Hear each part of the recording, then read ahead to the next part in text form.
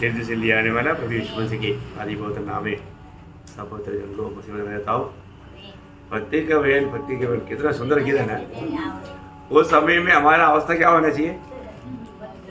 हाँ, मतलब हर प्रकार मराठी गीत है तो भी थोड़ा सा समझा, लेकिन बहुत सुंदर गीत। हाँ, मतलब हमेशा हमारे दिल प्रभु की ओर कैसा एकाग्र होना चाहिए, है ना। बहुत बड़ी बात है। हम लोग मतलब आज कितनी प्रकार लोग गीत गाता है, गीत गाने के टाइम पर भी वो गीत में क्या बनाता है वो भी ध्यान नहीं करता, है ना। ध्यान करना चाहिए, क्योंकि एक मान लो प्रभु ने इतना बड़ा अनुग्रह हमको दिया है तो हमें एक सही भक्त बन करके जीवन बिताना बहुत जरूरी बात है ना। तो प्रभु को बहुत धन्यवाद देता है। आज भी हमें प्रभु का पवित्र उपस्थिति में प्रभु ने लेकर आया और प्रभु के वचन से कुछ बातों को सीखने के लिए, इसके बाद प्रार्थना में प्रवेश करने के लिए प्रभु ने अवसर दिया है। तो आज में मानव एक विजयी जीवन बिताने वालों को जो होना चाहिए 7 गुणों के बारे में आपको थोड़ा सा बताना चाहता हूँ। एक विजयी जीवन बिताने वाले लोगों में होना चाहिए ऐसा 7 गुण। बहुत से बार मानव ऐसा कुछ विषय निकाल करके बोलने से आसानी से समझने के लिए आसानी हो जाता है, इसलिए ऐसा बोलने के लिए आपको मालूम है कि प्रभु यीशु मसीह जो विजय पाया, कैसे विजय पाया? नंबर 1 बात, प्रेम से विजय पाया, है ना।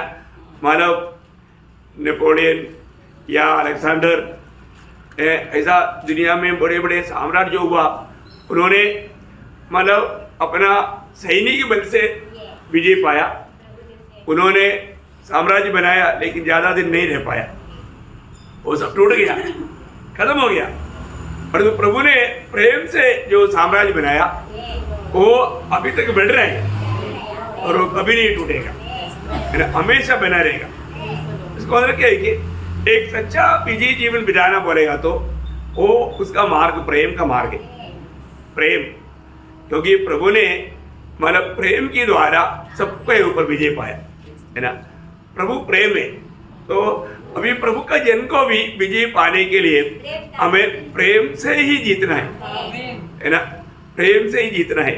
इसको मतलब हमारे जीवन में अगर सही प्रकार अभी एक्चुअली मतलब वो प्रेम भी हम प्रेम करने से बढ़कर हमारे में प्रभु प्रेम करना, या हमारे में होकर के प्रभु को प्रेम करने वाला एक बर्तन बना करके अपने को समर्पण करना, वहां पर विजय। अगर हम प्रेम करने के लिए जाएगा तो भी अपन उस बात में थक जा सकता है, धोखा खा सकता है। तो प्रभु ने वो प्रबंध किया है। एक्चुअली क्या है कि हम लोग प्रभु में आने के बाद में हमें ये बात को जानना है कि मैं प्रभु का हाथ में एक उपकरण है, मैं प्रभु का महिमा के लिए बनने वाले एक उपकरण के रूप में मैं प्रभु का हाथ में उपयोगी बने, ये चाहत होना चाहिए। तो किस रीति में अभी हमें मतलब प्रभु हमारे द्वारा वो प्रेम करना चाहता है। अभी मतलब एक प्रकार बोलेगा तो यीशु मसीह हमारे में जीना चाहता है। यीशु मसीह हमारे में जीता है तो मतलब अभी यीशु मसीह जब 33.5 साल इस दुनिया में जीवन बिताया, वो जीवन अभी कंटिन्यूस हो रहा है वो मंडली के द्वारा, क्योंकि हम यीशु मसीह का शरीर है।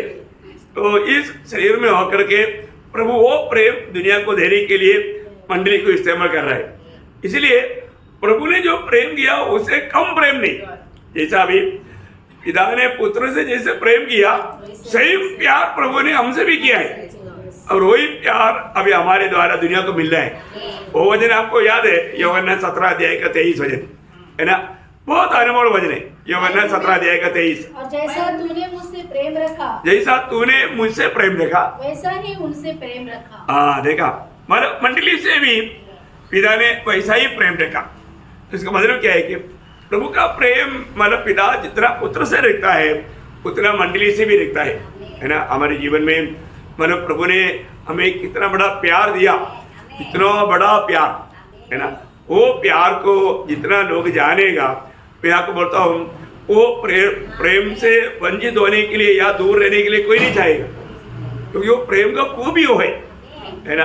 तो उस प्रेम थोड़ा भी समय के लिए नष्ट होगा तो एक विश्वासी के लिए माने जैसे अभी श्वासोच्छ्वास लेने के लिए मानो श्वास नहीं मिल रहा है तो कैसे तड़पता है, उससे भी भयंकर तड़प होना चाहिए। इसका मतलब प्रभु ने इस कारण प्रभु ने नए जन्म के द्वारा क्या किया, जब आप सबको मालूम है रोमियो का पत्र उसका 5 अध्याय का 5 वचन में हम पढ़ता है, प्रभु ने हमें परमेश्वर का प्रेम हमारे मन में डाला है। देखा, परमेश्वर का प्रेम हमारे मन में डाला है। देखिए, प्रभु ने उद्धार किया हुआ, प्रभु यीशु मसीह पर विश्वास किया हुआ सब में प्रभु ने अपनी पवित्र आत्मा दे करके उस आत्मा के द्वारा प्रभु का प्रेम हमारे मन में डाला है। आज हम लोग उस प्रभु का प्रेम में होकर के कार्य कर पा रहे हैं कि नहीं? भैया एक बात जानना, मैं प्रभु में एक करके कहता हूँ परंतु वहां पर प्रेम नहीं है तो ये कितना गलत बात है, ये कितना गलत बात है। प्रभु में है तो वहां पर प्रेम होना चाहिए, वहां पर कोई प्रकार का झगड़ा या कोई नफरत कड़वाहट की बात होने नहीं चाहिए। अगर ऐसे कोई बात आ गया उसके वाला हमारा खाने वाला शब्द गलत है। प्रभु प्रेम है ना, जब पहला योग ना 4 अध्याय का 7-8 वचन आपको याद है? हम आपस में प्रेम रखें, हम आपस में प्रेम देखे क्योंकि प्रेम परमेश्वर से है। हाँ, जो कोई प्रेम करता है हाँ, वह परमेश्वर से जन्मा है हाँ, और परमेश्वर को जानता है। हाँ, जो प्रेम नहीं रखता हाँ, वह परमेश्वर को नहीं जानता, हाँ। क्योंकि परमेश्वर प्रेम है। देखा, इसका मतलब परमेश्वर को जानने वाला क्या करेगा? प्रेम करेगा, है ना। परमेश्वर को जानने वाला प्रेम करेगा, है ना। जो प्रेम नहीं रखता या प्रेम नहीं करता तो परमेश्वर को नहीं जानता। ओह, सच में ये वचन वाला पढ़ने के समय में देखो, सबसे बड़ी बात क्या है ना, अभी पुराने नियम में सब में प्रभु ने अपना आत्मा नहीं दिया, है ना। बहुत विशेष कार्य के लिए प्रभु ने अलग किया, वो लोगों में प्रभु की आत्मा मानो उंडेलते थे और वो लोगों की तरह प्रभु का महिमा होते थे, है ना। उसमें एक था दावीद, तो दावीद के बारे में प्रभु ने इसलिए कहा मेरा दिल का जैसा दावीद, है ना। मेरा दिल का जैसा दावीद कहने का अर्थ क्या है कि हमेशा प्रभु की इच्छा मालूम करके उस इच्छा पर दावीद बढ़ता था। प्रयोग ऐसा है तो आज हम सभी लोग प्रभु का दिल का जैसा बनने के लिए कोई दिक्कत है क्या? नहीं। आज हमें प्रार्थना में भी बैठ करके प्रभु की इच्छा क्या है ढूंढने की जरूरत नहीं। क्यों? क्योंकि प्रभु का वचन में ये सब बात प्रकट करके दिया है। अभी आप देखो, इसका मतलब क्या है कि आज का जरूरत क्या है, अब प्रभु का वचन को सही रीति में जानना। प्रभु के वचन को सही रीति में जानेगा तो प्रभु का दिल का जैसा बनने के लिए क्या दिक्कत है? कोई दिक्कत नहीं है। प्रभु ने अनेक बात अपना वचन में प्रकट किया है। प्रयोग इस कारण कि हमको प्रभु का वचन के द्वारा ये सच्चाई को जानना, है ना। जो प्रभु को प्रेम करेगा वो वचन को भी प्रेम करेगा, क्योंकि और वो वचन ज्यादा से ज्यादा अपना दिल में लाने का, जीवन में लाने का प्रयास करेगा, दिन रात उस पर ध्यान करेगा। ये बहुत बड़ी बात है। आज प्रभु का वचन, अगर हम प्रभु का वचन ध्यान से सुन करके उसको नहीं अपनाएगा तो आपको मालूम है पुराने नियम में भी इस्राएल को प्रभु ने दिया हुआ आज्ञा था प्रेम के बारे में, है ना। जब अनुवाद का किताब उसका 6 अध्याय है, उसका 6 वचन पढ़ना, व्यवस्था विवरण उसका 6 अध्याय का 6 वचन। और ये आज्ञाएं जो मैं आज तुझको सुनाता हूँ हाँ, वे तेरे मन में बनी रहे। हाँ, आगे अपने परमेश्वर यहोवा से और कौन सा वचन है? 5 अच्छा 5 है। अच्छा ओके, सॉरी 5 वचन आप। हाँ, सारे मन हाँ, और सारे जीव हाँ। और सारी शक्ति के साथ प्रेम रखना। देखा कैसे प्रभु से प्रेम करना सारे है। मन, सारे देखो जीव। पुराने नियम के लोगों को भी प्रभु ने ये बात बताया, है ना, अपने जीवन में। इसका मतलब क्या है? वही बात शास्त्री आकर के प्रभु को पूछने के टाइम पर प्रभु ने क्या बोला था? मतलब मत्ती के समाचार उसका 22 अध्याय है, उसका 26 से 30। इसी प्रकार दूसरे और तीसरे ने भी किया। एक मिनट, 22 अध्याय का 36 से, सॉरी 36 से। व्यवस्था में कौन सी आज्ञा बड़ी है? हाँ, उसने उससे कहा, हाँ। तू परमेश्वर अपने प्रभु से हाँ। अपने सारे मन हाँ। और अपने सारे प्राण हाँ। और अपनी सारी बुद्धि के साथ प्रेम रख। हाँ, बड़ी और मुख्य आज्ञा तो यही है, हाँ। और उसी के समान यह दूसरी भी है हाँ। कि तू अपने पड़ोसी से अपने समान प्रेम रख। हाँ, देखिए माना और आगे यही दो आज्ञाएं सारी व्यवस्था हाँ। और भविष्यवक्ताओं को आधार है। देखा, ये दो आज्ञा में संपूर्ण मतलब बोलेगा तो सारी व्यवस्था उसके अंदर आया है। आप देखिए बहुत बड़ी बात है ना प्रियो। अभी हमारे जीवन में इसका मतलब क्या है, बोलने का अर्थ क्या है प्रियो? हमारे जीवन में हर एक बातों में प्रथम स्थान हम प्रभु को देना चाहिए, है ना। आज भी कितना मसीह लोग ये कह पाएंगे, मेरे जीवन में मैं हमेशा प्रभु को प्रथम स्थान देता हूँ। प्रभु को प्रथम स्थान देना बहुत जरूरी बात है प्रियो। प्रभु के लोग हमारे लिए अति प्रिय बनना बहुत जरूरी बात है। आज भी आत्मीय दुनिया में ना, जब मंडली जीवन में भी हम देखता है कि बहुत कम लोग हैं जो प्रभु को प्रथम स्थान देता है। यीशु मसीह ने मत्ती 6:33 में बोला ना, पगले उसके राज्य और धार्मिकता का खोज करना। पहले स्थान हम प्रभु को देना है ना। हम प्रभु को प्रेम करता है तो किस रीति में प्रेम करता है? हमारा प्रेम वो प्रभु उस बात को सम्मान करेंगे क्या?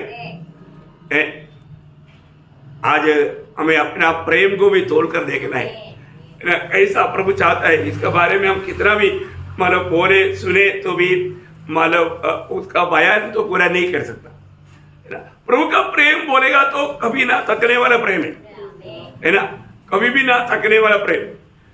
पर जो हम लोग जो प्रेम करता है वो प्रेम में करता है नहीं, है ना। हम कितने जल्दी निराश हो जाता, कितना जल्दी दुखी बन जाता, है ना। तो प्रियो, इसका मतलब क्या है कि हम लोग अभी भी वो प्रेम में नहीं आया, वो प्रेम में नहीं आया, इसलिए हम छोटी छोटी बातों में निराश हो जाता, छोटी छोटी बातों में दुखी बन जाता, है ना।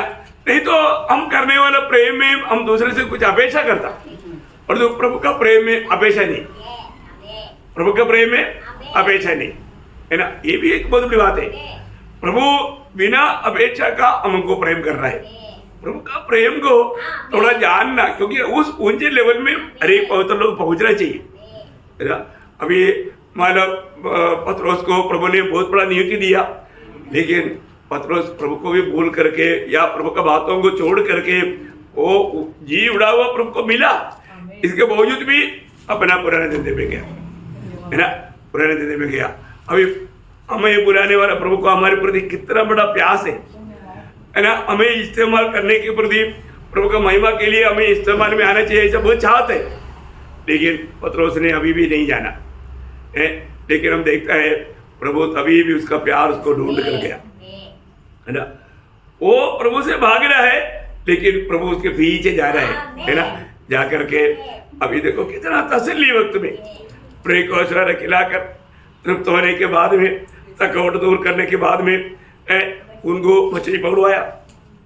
अब सोचो, है ना, मतलब रात भर नहीं मिला। क्यों नहीं मिला? प्रभु ने आज्ञा दिया एक भी मछली पतरोस के जाल में नहीं आने का, तो मछली ने सब ओबे किया। आने के लिए बोला तो समुद्र में जो सबसे महंगा मछली, बड़े बड़े मछली 153 आकर घुस गया, बोला जाल नहीं तोड़ना, देखो शांत रह करके, नहीं तो इतना बड़े बड़े मछली तोड़ा टूटू करेगा तो फट जाता। नहीं, तुम लोग उसमें टांगा रहना। देखा प्रभु का हर एक सृष्टि, प्रभु का हर एक बात। आप सोचो ना, ये मानव ब्रह्मांड में कितना ग्रह है, कितना तारा है ना। ये सब प्रभु की आज्ञा के अनुसार घूम रहा है, प्रभु की आज्ञा के अनुसार घूम रहा है ना। अभी आप सोचो, ये कोई भी अपना वो रूट को नहीं तोड़ रहे। अभी आप देखो, मतलब ये जो पूरा ब्रह्मांड का जो मतलब ये बनाया, जब लिया तब उसके अंदर ये पृथ्वी एक डॉट जैसा है, पृथ्वी जैसे एक डॉट जैसा ये पृथ्वी, ये डॉट जैसा उसके अंदर 800 करोड़ लोग रहता, उसमें से हम लोग एक है। हमारे से प्रभु ने कैसा प्रेम किया, आप सोचो ना। अभी इस आकाश विधान में कितना करोड़ों तारा है, गिनती नहीं। आप सोचो, इतना मतलब इतना महान प्रभु, हमारा एक बाल भी गिरता है तो जानता है। हमें अभी अपना उस स्वर्गीय पिता के बारे में क्या ज्ञान है? नहीं जानता। जानता है तो कितना हम लोग उस प्रभु का सम्मान करता। अभी भी है ना, अभी भी हमको क्या लगता है हमने बहुत जान लिया। क्या जाना? कुछ भी नहीं जाना, है ना। वो कितना भाई योगी है प्रियो, वो कितना भाई योगी है। अभी आप देखो, अभी है ना, अगर आप ये पृथ्वी के बारे में एक छोटा स्टडी करेगा तो भी कितना अद्भुत है ना। पृथ्वी को कैसा टेढ़ा खड़ा किया है, और मतलब वो कितना दूरी में खड़ा किया। सूर्य से उसका वो दूरी अगर कम हो गया तो मतलब गर्मी से कोई रह नहीं सकता, दूर हो गया तो ठंडी से कोई रह नहीं सकता। मतलब पूरा कितना भयंकर बात है ना। लेकिन प्रभु ने हमारे लिए ये सारा प्रबंध किया है। हमारे बारे में प्रभु का कितना बड़ा योजना रहेगा, उसका बारे में हम कब समझेगा प्रिय, है ना।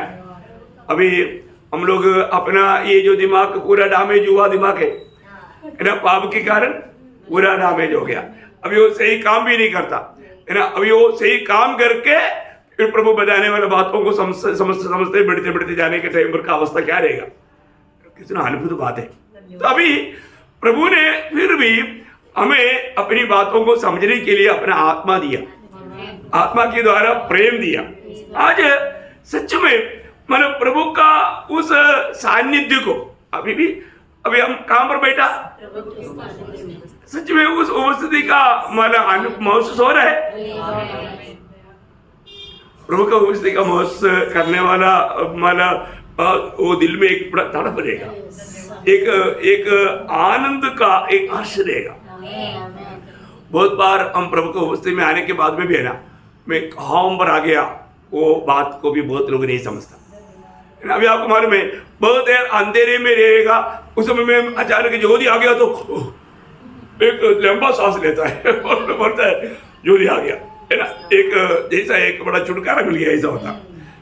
उससे भी बढ़कर के बात है जब हम प्रभु को उपस्थिति में जब आ जाता है, क्योंकि हम हमेशा प्रभु के साथ रहने वाला, लेकिन जब पवित्र लोग इकट्ठा होता है तो वहां पर प्रभु का सानिध्य एक अलग रीति में, है ना, वो एक अलग रीति का एक बड़ा अनुभव हमारा जीवन में होता है। और ये बहुत बड़ी बात है। ये कब होगा? ये सबको अनुभव नहीं होगा। ये जब मतलब कोई पहला यूहन्ना उसका 4 अध्याय का उसका 16 वचन, जो प्रेम परमेश्वर हमसे रखता है उसको हम जान गए और हमें उसका विश्वास है। परमेश्वर प्रेम है और जो प्रेम में बना रहता है वह परमेश्वर में बना रहता है और परमेश्वर उसमें बना रहता है। देखा, प्रेम में बना रहता है तो परमेश्वर उसमें बना रहता है। देखो बहुत बड़ी बात है। इसका मतलब क्या है कि प्रेम, ये शब्द को सही रीति में थोड़ा हमें समझना कितना बड़ी बात है ना। प्रभु ने किस अवस्था में हमसे प्रेम किया, प्रभु का प्रेम का महत्व क्या है। प्रभु में आने के बाद में हमको ये बात को जरूर जानने की कोशिश करना चाहिए कि प्रभु ने मुझसे कैसे प्रेम किया है। वो प्रेम को जो व्यक्ति सही रीति में अगर जानेगा, मैं आपको बोलता हूँ वो प्रेम से कभी भी वो दूर भी नहीं हो सकता और दूर कर भी नहीं सकता। लेकिन बहुत बार हम लोगों ने वो प्रेम को नहीं जाना है। आज मैं वो प्रेम को वास्तव में चख करके 39 साल पूरा हो गया, है ना। बहुत बड़ी बात है। आज मेरा आत्मिक जन्मदिन है ना। मैंने वो आज सुबह से लेकर के मैं वो प्रेम को मानव स्मरण कर रहा था। प्रभु ने कैसा मुझसे प्रेम किया, है ना। वो प्रेम जब छका, मैं आपको बोलता हूँ मैं इतना रोने लगा। सच में इतना बड़ा प्रेम को ठुकरा करके जिंदगी बिताता था, है ना। और खुशियों के पीछे, दुनिया के पीछे कैसे कैसे भागता था, लेकिन वो प्रेम चखने के बाद में वाह वाह वाह कैसा अनुभव है। मैं आपको बोलता हूँ हमेशा मतलब प्रभु को पाया हुआ वो दिन के बारे में कितना भी बोलेगा तो बयान नहीं होता। सच में प्रियो कितना बड़ी बात है ना। वो प्रेम हमको ढूंढ कर आया, हमें वो प्रेम हमारे अंदर प्रभु ने दिया, है ना। वो प्रेम में प्रभु हमें रोज अभी चला रहा है। सच में कितना बड़ी बात है। अपन कितना भी जब इस बात जब प्रेषित पौलुस आपको मालूम है वो ऐसा मतलब कोई गुनहगार ऐसा नहीं था, लेकिन उन्होंने वो प्रेम का बारे में हमेशा याद रखता था, इसलिए जीवन मसीह के लिए उपयोगी बना। वो गलतियों का 2:20 हम लोग बार बार याद करने वाले एक वजन है, लेकिन वहां रोज शब्द तो बहुत अनोखा है। पढ़िए उसको। मैं मसीह के साथ क्रूस पर चढ़ाया गया हूँ। हाँ, अब मैं जीवित न रहा, हाँ। पर मसीह मुझे, देखा, अभी मैं जीवित नहीं रहा। क्यों? मसीह मुझे मतलब क्योंकि यीशु मसीह जब मेरे लिए मर गया, मैं मर गया, वो विश्वास उसको आगे को अपने लिए जीने के लिए थोड़ा भी अनुमति नहीं दिया। और आगे वो बोलता है आगे, और मैं शरीर में अब जो जीवित हूँ हाँ। तो केवल उस विश्वास से जीवित हूँ हाँ। जो परमेश्वर के पुत्र पर है, हाँ। जिसने मुझे, देखो वो भाग, देखो ये भाग ना हर एक पवित्र लोग थोड़ा समझना चाहिए। जिसने मुझसे प्रेम किया मुझसे प्रेम किया और मेरे लिए अपने आप को दे दिया। बाप रे, मेरे लिए। प्रियो, मैं एक बात आपको बताना चाहता हूं, मतलब ये कौन है प्रियो? जिसने अपनी एक शब्दों से पूरा यूनिवर्सल बनाया। ओ, उनको क्या जरूरत था प्रियो? हमारे लिए आकर के हमें बचाने के लिए हमें पनिशमेंट दे करके नरक में डाल सकता था ना, लेकिन प्रभु का प्रेम नहीं माना, प्रभु का प्रेम नहीं माना। वो है प्रियो। अभी आप सोचो, अगर प्रभु हमको प्रेम नहीं किया था तो हमारा अवस्था क्या होता? अनंत काल का नरक, अनंत काल का, उस भयंकर अनंत काल का नरक में अनंत काल तड़पते रहता। सही में, है ना? अभी भी कितने लोग, आपको मालूम है बाइबल में मतलब नरक का बारे में सबसे ज्यादा प्रभु यीशु मसीह ने सिखाया, है ना? क्यों लोग नरक जाता? क्योंकि लोग विश्वास नहीं करता, है ना? इतना भयंकर बात है प्रियो। विश्वास भी एक दान है, विश्वास ही प्रभु का दान है। लेकिन मैं एक बात आपको बताना चाहता हूँ, हम लोग जो प्रभु में विश्वास करके जो उद्धार पाया, वो लोग वास्तव में प्रभु का उस प्रेम के प्रति कितना आभार होना चाहिए। ऐसा होता है क्या? हम एक दिन भी प्रभु को, प्रभु आपने मुझे प्यार करके मुझको बचाया, मैं आपको बहुत धन्यवाद करता हूं करके बोलता है क्या? बोलना भूल जाते हैं। कभी एक बार बोला होगा, बार बार क्या बोलना चाहिए ऐसा सोचता होगा? ऐसा नहीं भी, मैं रोज याद करना है। प्रभु ने मुझ जैसा गुनाहगार को भी बचा करके प्रभु ने हमें अपना संतान बनाया। सच में, है ना? अभी प्रभु में आने के बाद में, प्रभु का संतान बनने के बाद में, अभी प्रभु का हमारे प्रति बहुत गहरा योजना है। अभी आप देखिए, और उसके लिए पुत्र को भेजा और पुत्र हमारे सामने जी करके दिखाया, और वो बोलता है एक हमारे लिए एक सुंदर मौका। आपको बोलता ये मौका या प्रभु का योजना हर एक बहुत लोग जानना चाहिए। वो क्या बोलता है जब प्रकाशित वाक्य 3:21 में, ये बहुत ध्यान से समझना है। जो जय पाए मैं उसे अपने साथ अपने सिंहासन पर बिठाऊंगा, और जैसे मैं भी जैसे मैं भी जय पाकर अपने पिता के साथ उसके सिंहासन पर बैठ गया। ओ, बहुत बड़ी बात है, बहुत बड़ी बात है। देखो, इसका मतलब हमें भी प्रभु यीशु मसीह के साथ सिंहासन में बैठने के लिए मौका है। और जो किसको मौका है? जो जय पाए। इसका मतलब क्या है प्रियो? मतलब कोई भी कारण हम प्रभु का प्रेम से वंचित नहीं होना।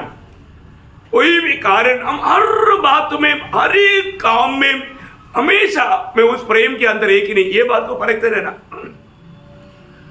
इस प्रेम से मतलब हमें कहीं से भी वंचित करने के लिए शैतान धोखा मतलब कोशिश करेगा, है ना? अब एक एक बातों में हमारा दिल से, हम प्रभु को पूरा दिल से, मतलब उसमें थोड़ा भी बांटना नहीं, वो उसमें कोई भी किसी के लिए बांटना नहीं। हमारा पूर्ण रूप में प्रभु के साथ का प्रेम इतना गहरा और अटूट होना चाहिए। ऐसा प्रेम अभी पौलुस अपने जीवन में, मतलब मेरे लिए मुझे प्रेम किया हो।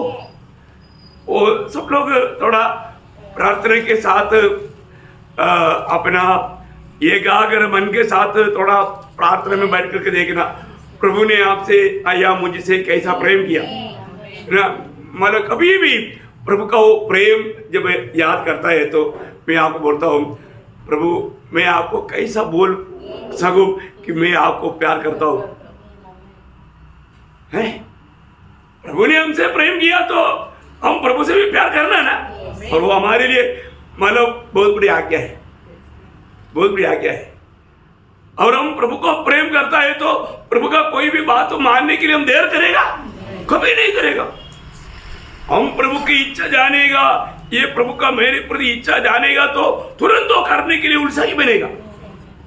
और वो एक्चुअली प्रभु का प्रेम, जैसा दूसरा कोरिन्थी 5:14 में पौलुस बोलता है, प्रभु का मसीह की प्रेम हमको विवेश करता। आज पवित्र लोग मिल करके है ना, इस रीति में प्रार्थना करने के लिए प्रभु ने हमारे जिंदगी में मौका बनाकर दिया है। ये जानकारी तक हमें इतना उत्साही रहना चाहिए है, क्योंकि ये भी मैं पवित्र लोगों के साथ मिलेगा तो मेरा उपस्थिति पवित्र लोगों के लिए एक बड़ा प्रोत्साहन है। ऐसे कितने लोग समझता है? समझता है कि नहीं?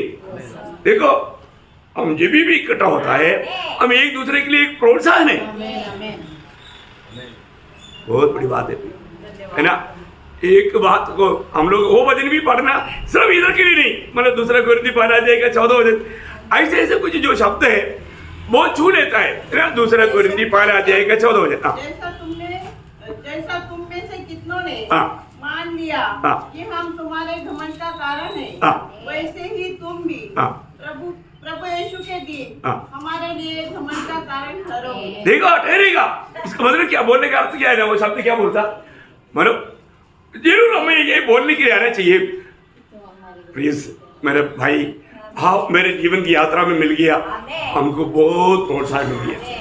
हमारे आत्मीय जीवन में हम कई जगह पर ठोकर खाना था, कई जगह पर थक जाना था, कई जगह पर गिर जाना था, पर आपका जीवन हमारे लिए एक बड़ा प्रोत्साहन था। आप हमारे लिए प्रशंसा का पात्र है। ऐसा बोलना, झूठ नहीं बोलना। ऐसा हर एक बहन लोग बोलना, ओ है ना, आप जब भी संगति में नहीं आता हमारा दिल तड़पता था। कई बार है ना, कई बार हम लोग वही तड़प में पूछता है कि कई लोग को बुरा लगता। हम लोग क्या सोचता है, अरे वो नहीं आया, आना चाहिए, क्योंकि वो हमारे लिए प्रोत्साहन है, वो हमारे लिए एक एक एक सामर्थ्य प्रदान करता। प्रेम है तो, प्रेम नहीं है तो वो मुसीबत नहीं आ रहा। वो आ गया तो जो जोर है वो सब निकल जाएगा। ऐसा है क्या? नहीं नहीं प्रिय, हम प्रभु की कोई भी लोगों के प्रति हमारे मन में ऐसे एक विचार, भावना, नफरत नहीं होना चाहिए।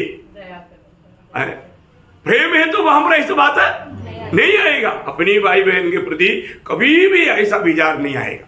अगर ऐसा है तो हम प्रभु का उन स्वभाव से थोड़ा दूर हो गया, क्योंकि हम कहीं ना कहीं उनको क्षमा नहीं दिया, तभी तो हमारे अंदर नफरत आ गया, है ना। प्रेम के बाद में अगला स्वभाव क्षमा है। नहीं समझा? तो मैं एक बात आपको कहना चाहता हूँ, हम लोग जरूर, आज भी मैं प्रभु की उपस्थिति में आया तो पहली बात प्रभु से प्रेम करता है, दूसरी बात हम अपनी भाई बहन से भी प्रेम करता है। हमें एक और संगति है ना, जीवन जल हमारे बीच में बहता है, वो हम आपस में मिलकर के उसको मान लो आजमाएंगे, उसका आस्वादन लेंगे, इसके लिए हम आया है ना। हमारा जीवन में प्रियो जब भी हम मिलता है तो मैं आपको बताता हूँ, कोई भी कभी भी मेरे घर में जब आता है तो मेरे को बहुत खुशी होता है। मैं वो कोई भी आ गया सुनेगा तो मैं प्रार्थना में रहेगा तो भी उसके लिए धन्यवाद देगा, प्रभु आपने तोहफा भेजा। प्रेज़ लॉर्ड, हम एक तोहफा समझता है प्रियो। अरे क्या मुसीबत आ गया, ऐसा कभी नहीं। कभी कभी हमारे सुषमा ऐसे बोलता है क्योंकि वो सोचता है कि मेरा प्रार्थना टाइम को मतलब ये कर दिया। नहीं नहीं नहीं, मैं बोला प्रभु का लोग आ गया तो प्रभु आ गया, है ना। हमें आनंद बैठता नहीं, वो खुशी से बोलता है, कोई आरोप नहीं। तो मैं बोलने का अर्थ क्या है कि प्रियो हमारे जीवन में बहुत बड़ी बात है ना, कोई भी प्रभु के लोग हमारे घर में आ गया तो हमारे लिए एक बहुत बड़ा आशीष है वो। प्रभु के लोगों को मैं आपको बताऊं, सब लोग अपने अपने घर में सबको बुलाओ, आने दो, एक गिलास पानी भी पिलाओ खुशी से, बहुत आशीष रहेगा, बहुत आनंद भी होना चाहिए प्रियो, है ना। दूसरी की ऐसे सेवा करेगा तो उसमें बहुत आनंद होना चाहिए। और इसमें ये जो वचन का प्रकाश पाएगा तो इसलिए ना छोटा छोटा बातों में तक, अभी आपको मालूम है हमारे शब्दों का कितना गौरव है।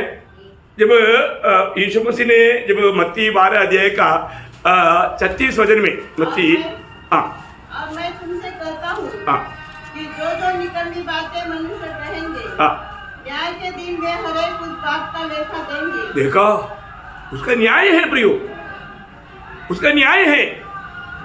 हमारे जीवन में हमने करने वाला एक एक शब्दों का प्रभु का न्यायासन के सामने हमें हिसाब देना पड़ेगा। कितने लोग इस पर गौर देता है।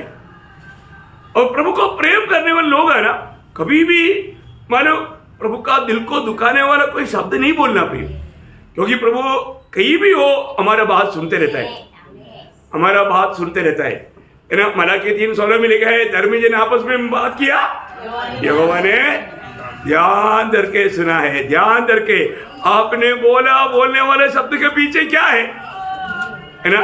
कई लोग मतलब अपना दिल की नफरत पूरा दूसरे को बात करके ऐसा लोगों को मतलब ये कर देता है। दुख की बात है प्रियो, हमें अपने जीवन में परखना है। ऐसा शब्द प्रियो न्यायासन के सामने है ना, उसके लिए वो हिसाब देने के लिए दिक्कत पड़ेगा। ऐसा कोई बात हमारे होठों से निकला है तो तुरंत, अगर सही नहीं, प्रभु को महिमा नहीं देने वाला है तो तुरंत माफी मांगना चाहिए, तुरंत क्षमा लेना चाहिए, क्योंकि दिल गवाही देगा।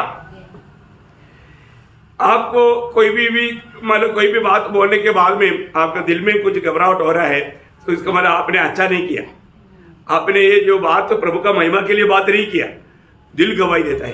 देखो, कोई जानवर को दिल नहीं है, नहीं समझा, उनका मन में ऐसा कोई गवाही नहीं होता, पर इंसान को है।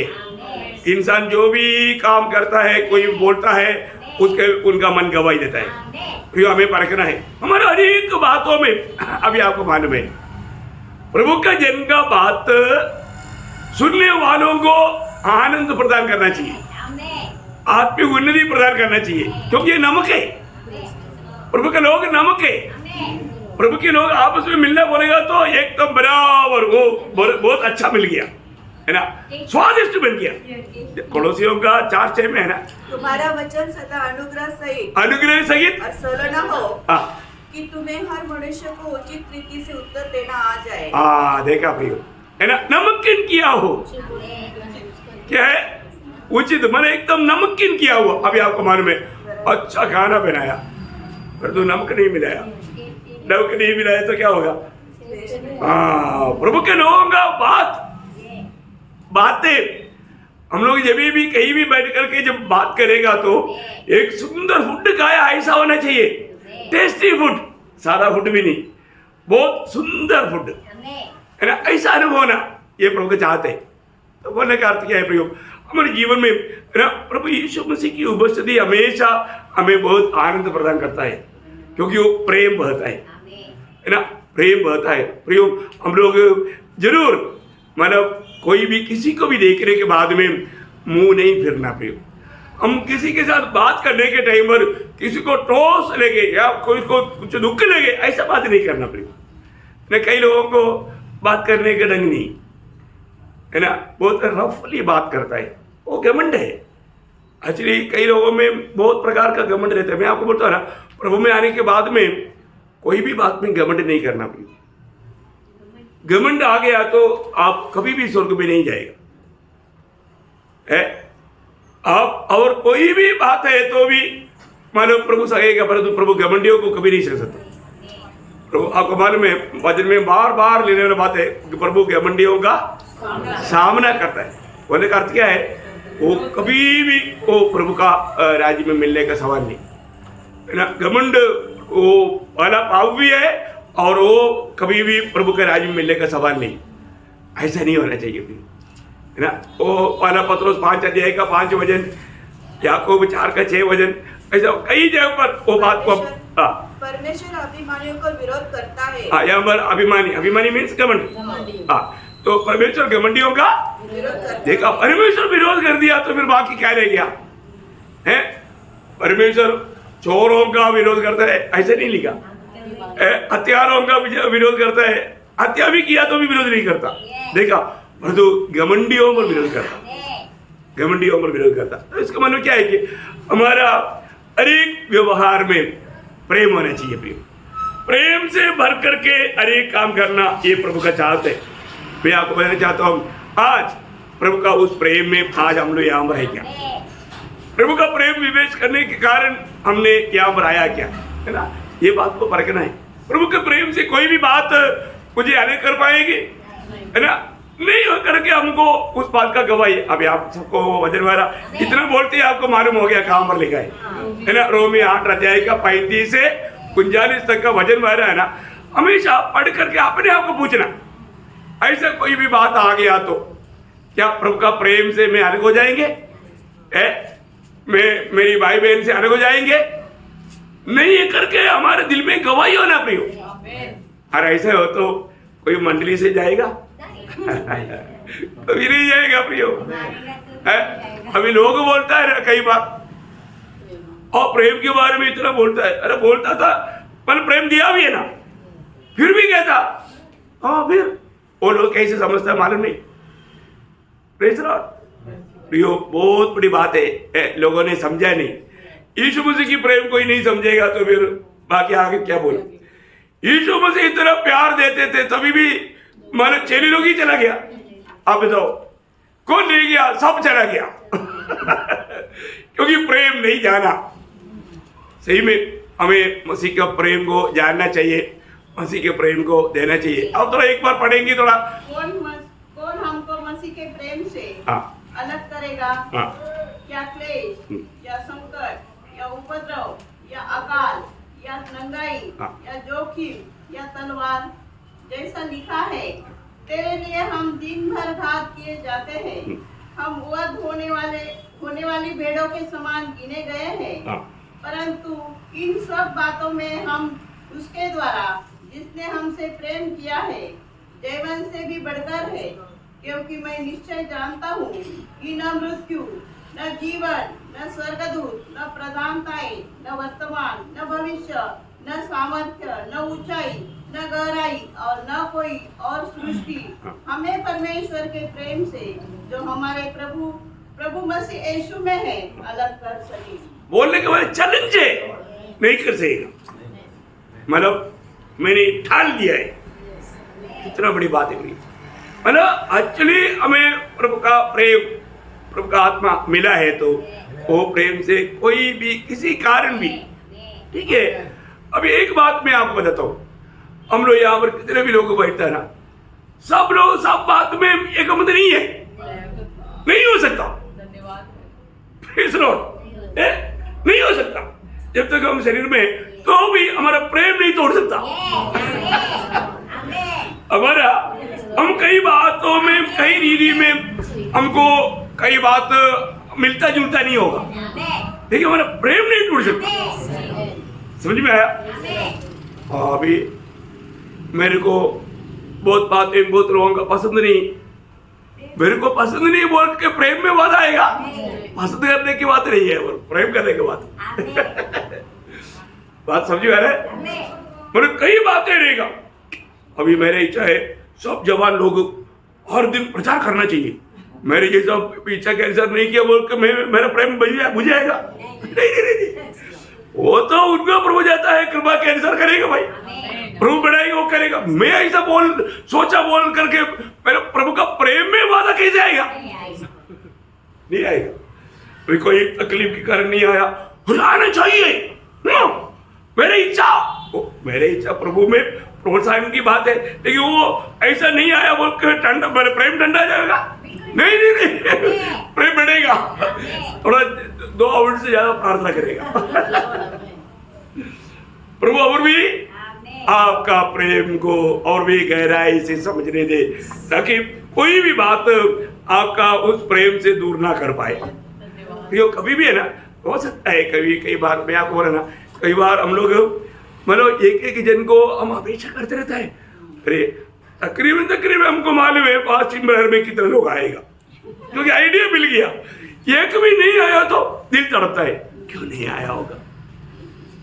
वो बात क्या है कि अभी हमको मालूम है कोई खास बात होगा तभी तो, नहीं तो कोई लोग जान पूछ कर तो नहीं करेगा, ऐसा अपने को मतलब विचार भी नहीं। लेकिन तभी भी आने से कितना और अच्छा हमको प्रोत्साहन मिलता। प्रेज़ लॉर्ड, लोग आने से हमको प्रोत्साहन मिलता, खुशी मिलता और भी आनंद मिलता। मैं आपको बोलता हूँ, मैं एक जन आने के टाइम पर मैं इधर बैठे बैठे प्रभु को धन्यवाद देता हूँ। प्रभु आपने उनको भी लाया, धन्यवाद, है ना। अभी मैं हमारे सिस्टर मिला, कई पिछले दिन में कई दिन नहीं आ सका, उनको तकलीफ था। कुछ भी हो, एक बात है, कभी भी है ना हमारे अंदर ये नफरत आने का मौका नहीं देना। ये जो नफरत काटो, क्योंकि हम हर एक का परिस्थिति नहीं जानता, इसलिए और कभी भी ऐसे नहीं नेगेटिव विचार आने के लिए मौका नहीं देना। मैंने आपको कई बार एक इंसिडेंट बताया था, है ना। एक व्यक्ति ट्रेन में यात्रा कर रहा था, उनके साथ दो बच्चा है, उनके साथ दो बच्चा है, मतलब 7-8 साल का, है ना, मतलब 2-2 साल का फर्क, एक का 6 साल और एक का 8 साल। अभी ट्रेन में है तो बच्चे लोग उड़ी मार करके खेलते रहता है, तो बाकी जो उधर बैठा हुआ लोगों को डिस्टर्ब लगा। तो ये बाकी लोगों ने उसको बोला, देखो ये आपका बच्चा है ना, इसको संभालो, है, अब हमको इसका ये लोग चिल्लाता है, मतलब खेल रहा है, इधर उधर भाग रहा है, हमको तकलीफ हो रहा है, संभालो, एक जगह पर बैठो, गुस्सा से बोला। तो वो व्यक्ति ने उनके और तरस खा करके देख करके बच्चों को बोला, बच्चों आप लोग शांत बैठो, बच्चा है वो कहाँ बैठने वाला। वो वापस दोनों जंप करने लगा, उड़ी मारने लगा। तब उन लोगों ने और गुस्सा से तुमको एक बार बोला ना, तुमको समझता नहीं क्या, अपने बच्चों को संभाल, और भी गुस्सा से बोला। तब उन्होंने बोला, भाइयों मैं आप लोगों से एक नम्र विनती करता हूँ, मेरा दिल इतना टूटा हुआ है क्योंकि मैं ये बच्चों का माँ को अभी कवर करके आ रहा हूँ। मैं इस बच्चे का माँ को, वो मर गया, उसका कवर करके आ रहा हूँ। बाप रे, ये सुना तो उनको सबको शौक लगा, अरे हमने क्या गलत बोला, हम तो उसके ऊपर गुस्सा हो रहा है, पर दो व्यक्ति का दिल कितना टूटा हुआ है, और ये बच्चों को अपना माँ मार गया, उनको मालूम नहीं है। वो लोगों ने सभी ने बोला, सॉरी ब्रदर, सॉरी। प्रियो, कभी भी दूसरे के ऊपर दोष न लगाए, कभी भी उनकी अवस्था हम नहीं जानता, कोई भी कारण से, क्योंकि प्रभु के कोई भी लोग प्रभु की उपस्थिति में जान पूछ करके ऐसा नहीं करेगा, क्योंकि प्रभु का प्रेम उन्होंने चखा है, प्रभु का प्रेम चखा है। जिसने प्रभु का प्रेम चखा वो कभी भी प्रभु से दूर नहीं हो सकता, वो कभी भी संगति नहीं तोड़ सकता। जो संगति तोड़ता है, अभी उसका बारे में क्या बोलूं, है, जान पूछ करके, ठीक है, प्रभु उससे लेगा, लेकिन कभी भी हमारे दिल में ऐसे लोगों का प्रति भी नफरत नहीं आना चाहिए, ठीक है। वो अपना अपना लेखा देगा। तो बोलने का अर्थ क्या है प्रियो, प्रेम, है ना। हम लोग प्रेम करता है तो हो सकता है हमारे जीवन में कोई अपनी बातों के द्वारा किसी को दुख लगता है तो भी हमारा काम है माफी मांगना, हो सकता है, क्योंकि एटीट्यूड से, उसका स्वभाव से मालूम पड़ेगा कि वो कुछ बातों से अपने से नाराज है। प्रियो, तुरंत हमें उससे माफी मांगनी चाहिए, क्योंकि हो सकता है हमारी बातों में उन्हें दुख लगा होगा। प्रभु के लोगों को अच्छा समझ प्रभु ने दिया है, हमने जो पाया वो आत्मा समझ की आत्मा है। तो प्रभु ने प्रेम से दुनिया को जीता, और प्रभु के चेलों को भी इसलिए वही प्रेम दिया है ना। आपस का, आपको सबको मालूम है, यूहन्ना 13:35, यदि तुम आपस में प्रेम करोगे इसी से सब जानेगा मेरा चेला है। देखा, यीशु मसीह का चेला, प्रियो, यीशु मसीह की चेला बनना वही सच्चा मसीह है, वही सच्चा मसीह है। एक चेला हर बात में प्रभु को प्रथम स्थान देता ही। ओ, ऐसे बात है प्रियो। इसका मतलब मैं एक मसीह कहलाने का योग्य है क्या, मैं प्रभु का चेला है क्या, मैं आपस में चेले लोग के नाइंद एक दूसरे को प्रेम कर पा रहे क्या, ये बात प्रेम से हमें जीतना प्रियो। इसका मतलब एक सच्चा विजयी जीवन बिताने वाला व्यक्ति ये प्रेम को व्यवहार करने वाला व्यक्ति रहेगा, प्रभु का प्रेम को व्यवहार करने वाला व्यक्ति रहेगा। देखो कई बार हम हमारा मैं एक प्रभु का दास होने के कारण जो लोग नहीं आता है तो हम उनको पूछता है, जिसको बारे में मालूम है नहीं पूछता। अभी मैंने सिस्टर को नहीं पूछा क्यों नहीं आया, क्योंकि मेरे को मालूम हो गया है। परंतु जो जिसके बारे में मालूम नहीं है हम पूछता है तो वो उनका गलती ढूंढने के लिए नहीं पूछता, हमारा बोझ के कारण पूछता है, मतलब क्योंकि क्या है मालूम नहीं पड़ा आप क्यों नहीं आया, इसलिए प्रभु का महिमा के लिए पूछता। लेकिन उसको कई लोग उसको कुछ गलत रीति में सोचता, ऐसा नहीं प्रियो। हमारा आपस में प्रभु में बढ़ने वाला प्रबंध प्रभु ने जो दिया उसमें से हमें कई रीति में धोखा हो सकता है, क्योंकि हम एकदम आखिरी क्षणों में है। शैतान का जोर है, वो अज्ञानता में लोगों को धोखा देकर फंसाना चाहता है। इसलिए प्रियो हमारा प्रेम में प्रेम बढ़ना चाहिए, प्रेम ठंडा नहीं होना चाहिए। पहली बात एक बीजी जीवन बिताने वाले व्यक्ति वो प्रेम परखते रहेगा, प्रेम में ठंडा नहीं होने देगा। हमारा प्रेम पहले से बढ़ करके प्रभु से मंडली से प्रेम बढ़ते जा रहा है कि नहीं, ये जरूर परखना। दूसरी बात क्षमा। अभी ये बात भी बहुत एक बीजी जीवन बिताने वाले व्यक्ति हर बात में हमेशा क्षमा करने वाला होना चाहिए, क्योंकि आपको मालूम है इतना बड़ा प्रतिकूल अवस्था में इतना बड़ा तकलीफ देने के बावजूद भी हमारे प्रभु यीशु मसीह ने सूली में सबसे पहले कहा हुआ शब्द क्या मालूम है? हाँ देखा, यीशु मसीह के वो स्वभाव में हमें बनना है ना। जब लूका उसका 23 अध्याय का 34 होते, हे पिता इन्हें क्षमा कर, इन्हें क्षमा कर, हे पिता इन्हें क्षमा कर। क्यों? क्योंकि ये जानते नहीं कि क्या कर रहे हैं। हाँ ये जानते नहीं क्या कर रहे, ये कितना अनमोल बात है प्रियो है। इन्हें क्षमा कर। आप देखो प्रियो किसके लिए बोल रहे हैं? जो प्रभु यीशु मसीह को कील ठोका है, जिन्होंने मतलब उस कील का मुकुट पहना करके लाठी से मारा, सूली पर खड़ा किया, निंदा कर रहा है, उनके लिए प्रभु बोलता है पिता इन्हें क्षमा कर। आप देखो प्रियो है ना, कैसा प्यार है ना, उस प्यार में ये क्षमा है प्रियो। आज हमें ये बात को परखना है। कई लोग हो सकता है प्रियो आज बहुत लोगों के जीवन में ना थोड़ा ध्यान से देखेगा तो वो जैसे आनंदित होना चाहिए इतना आनंदित नहीं। क्यों नहीं आनंदित मालूम है? उनका दिल में जरूर किसी ना किसी के प्रति क्षमा देना बाकी है, क्षमा देना बाकी है। प्रियो हमारे जीवन में परखना है। मैं प्रभु में आने के बाद में है ना, मेरे जीवन में वो आने के पहले का हो बाद का हो, किसी के प्रति मैं क्षमा करने के लिए बाकी रहेगा क्या? प्रेज़ लॉर्ड है, क्षमा करने के लिए मैंने बाकी रखा है क्या? प्रियो ऐसा है तो वो बिल्कुल मतलब उसका जीवन की दौड़ में वो बिजी नहीं पा सकेगा, ये तो क्लियर बात है। क्योंकि वो एक सच्चा प्रार्थना जीवन तक नहीं बिता सकता, क्योंकि उसका प्रार्थना सुनी नहीं जाएगा।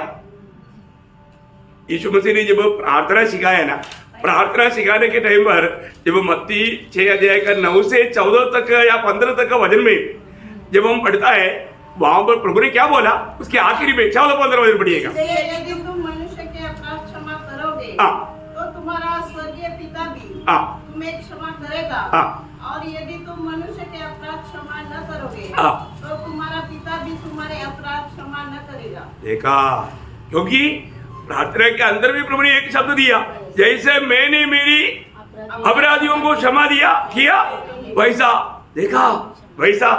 ये सब बोलने के बाद में आखिर वापस उठा करके जा रहा है। इसका मतलब क्या है प्रियो?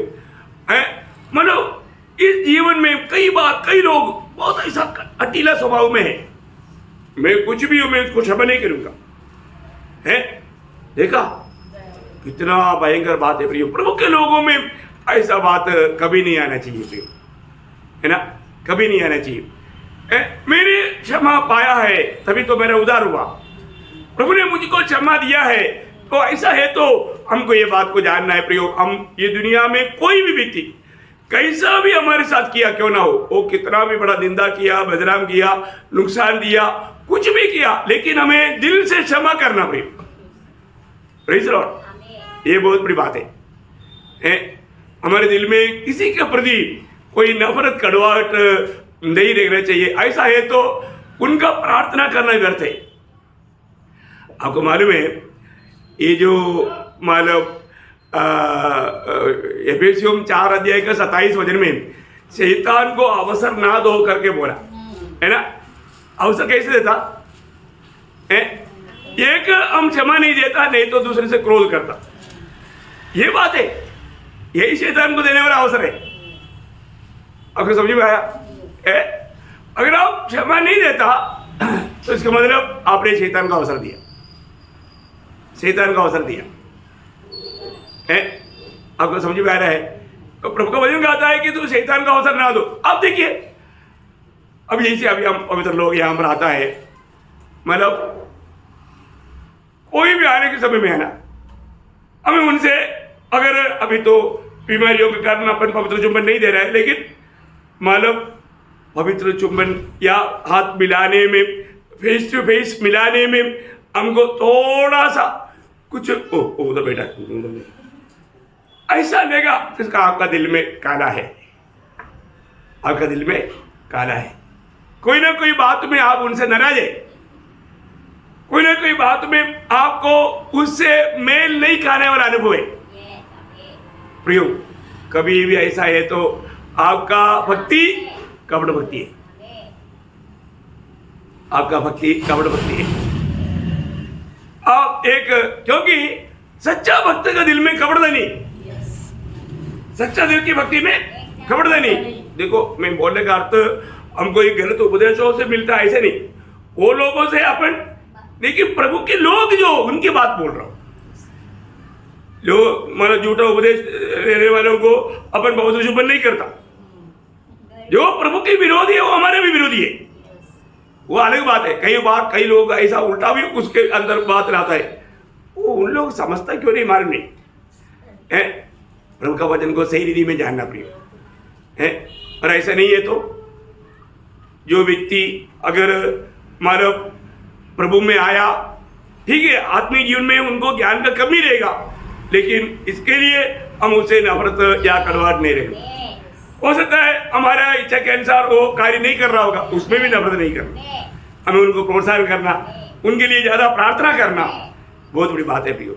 लेकिन कोई भी कारण हो सकता है हमारे व्यक्तिगत जीवन में, मानो कोई कुछ नुकसान पहुंचाया होगा, तभी भी हमें मसीह में उनको प्यार करना है, उसके प्रति दिल में कुछ नहीं रहना। मैं आपको बहुत बार बोला, हमारा दिल में प्रेम के अलावा कुछ भी नहीं होना चाहिए। कई बार लोग बोलते हैं ना, मेरे दिल में आपके प्रति कुछ भी नहीं, ऐसा नहीं, हमारे दिल में प्रेम के अलावा कुछ भी नहीं। हाँ, ऐसे कहना है, कुछ भी नहीं बोलेगा तो प्रेम भी नहीं, तो गया फिर वो, ऐसा नहीं होना। प्रेम कभी भी बुझना नहीं, प्रेम टलता नहीं, हमें मिला हुआ वो प्रेम कभी टलने वाला प्रेम नहीं। इसलिए क्षमा देने में आज मैं काम रहे, कहां तक मैं क्षमा दे पाता है। प्रभु ने हमें क्लियर आज्ञा दिया, जब एफेसियों का पत्री 4 अध्याय का 32 वचन, एक दूसरे पर कृपालु और करुणामय हो, और जैसे परमेश्वर ने मसीह में तुम्हारे अपराध क्षमा किए। वाह वाह वाह, वो बात हमें परखना चाहिए। परमेश्वर ने मसीह में तुम्हारा अपराध जो क्षमा किया, वैसे ही तुम भी एक दूसरे के अपराध क्षमा करो। बाप रे, वो बात को अगर जानेगा तो फिर क्षमा ना देने वाला सवाल नहीं प्रियो। हमें मिला हुआ क्षमा के सामने हमको जो देना चाहिए वो क्षमा कुछ भी नहीं, कुछ भी नहीं है ना। वो बात आपको माला मत्ती 18 अध्याय में प्रभु ने बहुत सुंदर एक मतलब चित्र बना करके दिया है ना। मैं आपको बताना चाहता हूँ, मतलब आपको पढ़ने की जरूरत है क्या? हाँ, मतलब आपको पूर्ण रूप में मालूम है।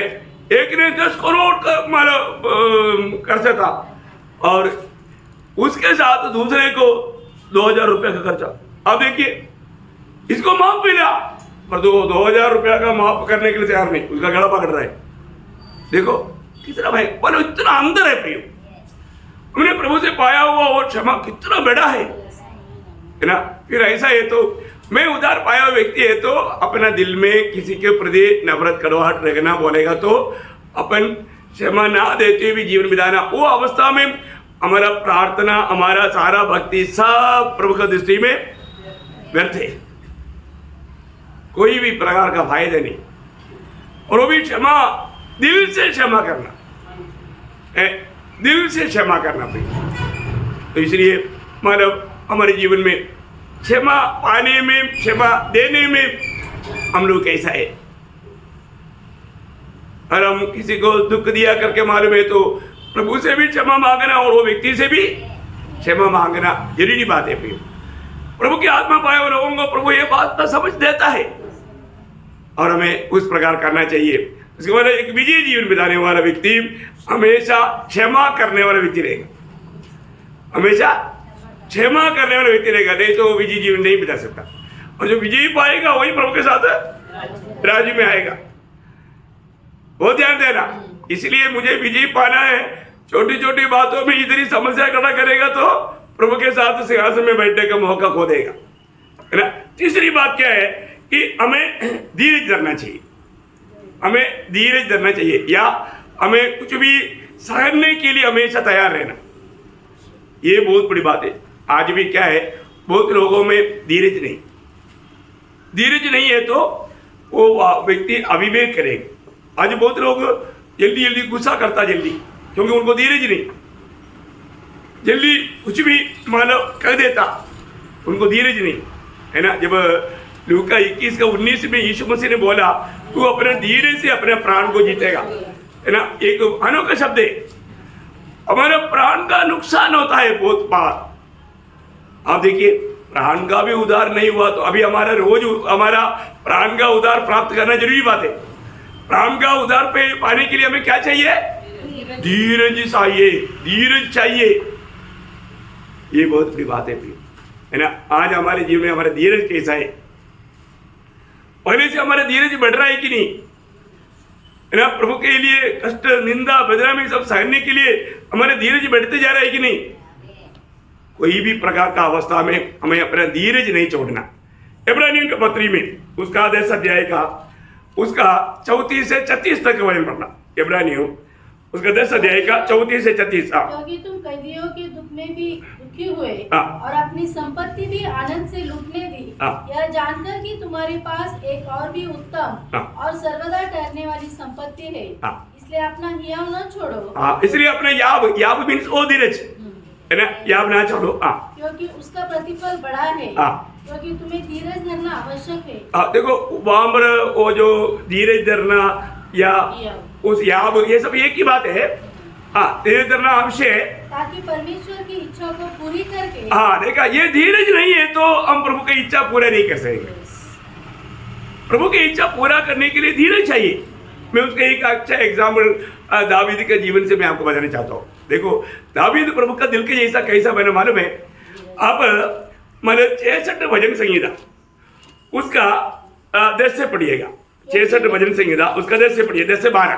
क्योंकि हे परमेश्वर, तूने हमको जांचा। देखो, तूने हमको जांचा, तूने हमें चांदी के समान ताया था, ताया हमें आग में ताया था। तूने हमको जाल में फंसाया, हमको जाल में फंसाया। कौन फंसाया? परमेश्वर, प्रभु ने प्रभु ने हमें जाल में फंसाया। और हमारी कटी पर भारी बोझ बांधा था। बांधा? कौन बांधा? प्रभु ने बांधा। तूने घुड़चढ़ों को हमारे सिरों के ऊपर से चलाया। देखा, कौन चलाया? प्रभु ने। क्यों चलाया? हम आग और जल से होकर गए, परंतु तूने हमको उबार के सुख से भर दिया। प्रियो, ये बड़ा सुख में लाने के लिए प्रभु ये सारे काम किया। देखा, और धीरज नहीं है तो जा करके रस्सी ढूंढ करके, रेलवे पटरी ढूंढ करके, जगह ढूंढ करके अपने आप को खत्म कर देता।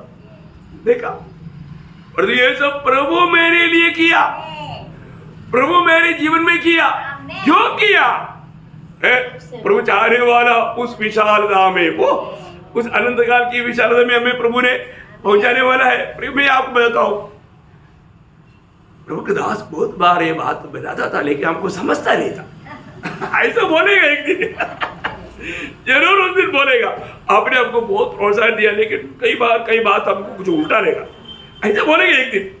प्रियो, एक बात है, मतलब हमारे जीवन में अभी हर एक लोगों का आत्मीय लेवल बराबर नहीं, वो अपनी समझ के अनुसार एक एक बात समझेगा, लेकिन जो ज्यादा समझता है उसके लेवल में वो समझाता है। इसलिए कई बात हमें बुरा भी ले सकता है, लेकिन कभी भी बुरा नहीं लेना प्रिय। देखो हम एक परिवार, जब आपको मालूम है परिवार में माँ बाप हमेशा बच्चों के लिए क्या चाहता, उनका भला ही चाहता, लेकिन कई बातें समझाने के टाइम पर उनको बहुत बुरा लगता है। उनको क्या लगता, उनको लगता है नहीं ये हमारे लिए अच्छा नहीं कर रहा है। देखो प्रियो, एक बात जरूर समझना, हमारे जीवन में हम प्रभु में बुलाहट पाया है तो हमारे जीवन में आने वाला कोई भी बात हमारा हानि के लिए है ही नहीं, हानि के लिए है ही नहीं। क्यों? यिर्मयाह 29:11, बाप रे, मैं आपको बताऊं ये वचन आपको हमेशा याद रखना प्रियो, क्योंकि प्रभु ने हमको चुना है, प्रभु ने हमें मसीह में रखा है, और हमारे जीवन में आने वाला हर एक बातों के पीछे प्रभु की योजना हम नहीं समझ पाता, लेकिन वो भलाई के लिए। आप पढ़िए उसको। क्योंकि यहोवा की यह वाणी है कि जो कल्पना में तुम्हारे विषय करता हूँ उन्हें मैं जानता हूँ, वे हानि की नहीं वरन खुशी ने की है। तुम नहीं जानता, लेकिन मैं जानता हूँ। तुम नहीं जानता, मैं जानता हूँ। देखा, प्रभु बोलता है तुम नहीं जानता, लेकिन मैं जानता हूँ। ये कुशल का है। अंत में तेरा पूरा तू जो स्वप्न देखा था ना, वो पूरा स्वप्न से बढ़कर हो जाएगा। इतना बड़ी बात है। अरे इतना तो समझने वाला व्यक्ति है। तो अभी आप, मैं इसलिए बोला दावीद उस समय में हमको जो मिला हुआ वचन इतना विस्तार से दावीद को नहीं मिला, लेकिन दावीद को आत्मा में समझता था, है ना। क्योंकि आपको मालूम है जब दावीद अबशालोम के सामने से भाग रहा है, मुसीबत इतना आ गया, जान खतरे में, है ना, इतनी खतरे में, इतनी मुसीबतों में, इतनी दुख में, कोई दुश्मन नहीं, अपना ही बेटा जान लेने की खतरा में आ गया है। अभी वो भाग रहा है, भागने के टाइम पर एक शिमई है, ये नीच, ये दुष्ट है ऐसा बोल करके गंदे गंदे बात बोल के पत्थर मार रहे हो। देखा, अभी दुख के ऊपर दुख देगा तो ये प्रभु की ओर से नहीं, ऐसे सोचना चाहिए ना। प्रभु ऐसे तो नहीं करेगा, ऐसा हमको लगता है। लेकिन दावीद के साथ में चलने वाला लोग भी बोला ये कौन होता है दास, क्योंकि ऐसा नाम उसके साथ लेना तक कुछ बड़ा भयंकर पाप जैसा लगता है, ये दास। इसलिए अभी उसको खत्म कर देता है। लेकिन दावीद बोलता है no no no no no no, खत्म मत करो, क्योंकि दावीद प्रभु को जाना, प्रभु को जाना। वो दावीद क्या बोलता है ना, दूसरा शमूएल उसका 16 अध्याय का 7 से 12 पढ़ना। शिमी कोसता हुआ यो बकता गया। क्या बोल देखा वो क्या कर रहा है, श्राप देते हुए, है ना, वो श्राप दे रहा है इतना कठोर शब्दों से। दूर हो पुनी, दूर हो ओछे, निकल जा। यहोवा ने तुझसे शाऊल के घराने के खून का पूरा बदला लिया है, जिसके स्थान पर तू राजा बना है। यहोवा ने राज्य को तेरे पुत्र अबशालोम के हाथ कर दिया है, और तू इसलिए कि तू खूनी है, तू अपनी बुराई में आप फंस गया। तब सरूया के पुत्र अभिषय ने राजा से कहा, यह मरा हुआ कुत्ता मेरे प्रभु राजा को क्यों श्राप देने पाए, मुझे उधर जाकर उसका सिर काटने दे। राजा ने कहा, सरूया के बेटो, मुझे तुमसे क्या कहा, वह जो कोसता है, और यहोवा ने जो उससे कहा है, यहोवा ने उसे कहा है कि दाऊद को श्राप दे, तो उसे कौन पूछ सकता है कि तूने ऐसा क्यों किया। आगे फिर दाऊद ने अभिषय और अपने सब कर्मचारियों से कहा, जब मेरा नीच पुत्र भी मेरे प्राण का खोजी है, तो यह बिन्यामीनी आप ऐसा क्यों न करे। और आगे उसे रहने दो और श्राप देने दो, क्योंकि यहोवा ने उससे कहा है, यहोवा ने उसे कहा है, कदाचित यहोवा इस उपद्रव पर जो मुझ पर हो रहा है दृष्टि करके आज के श्राप के बदले मुझे भला बदला। ये बात मुझे मेरे लिए भलाई में बदलेगा। देखा अपनी वो ये समझ, यही है समझ। देखिए आज हम प्रभु में है तो मसीह के प्रति ये दुनिया में कोई प्रकार का आशीष नहीं मिलेगा, तो स्वर्ग में गारंटी से मिलेगा कि नहीं। अब देखो स्वर्ग में आपको प्रभु शायद अंबानी नहीं बनाएगा, लेकिन सॉरी दुनिया में आपको ऐसा नहीं बनाएगा, लेकिन स्वर्ग में बनाएगा ना, है ना? क्यों? क्योंकि मत्ती 5 अध्याय का 11-12 वचन देखिए, हमारे लिए सारे बात तो प्रभु उधरी के लिए इकट्ठा कर रहा है। जब मनुष्य मेरे कारण तुम्हारी निंदा करे और सताए और झूठ बोल कर तुम्हारे विरोध में सब प्रकार की बुरी बातें कहे, तब आनंदित और मगन होना, क्योंकि तुम्हारे लिए स्वर्ग में बड़ा फल है। देखा, तुम्हारे लिए स्वर्ग में बड़ा फल है। प्रियो, ये बात को हमेशा दिखना। आज स्वर्ग में जाने के टाइम पर मैं छोटा फल पाने जा रहा है या बड़ा फल पाने जा रहा है?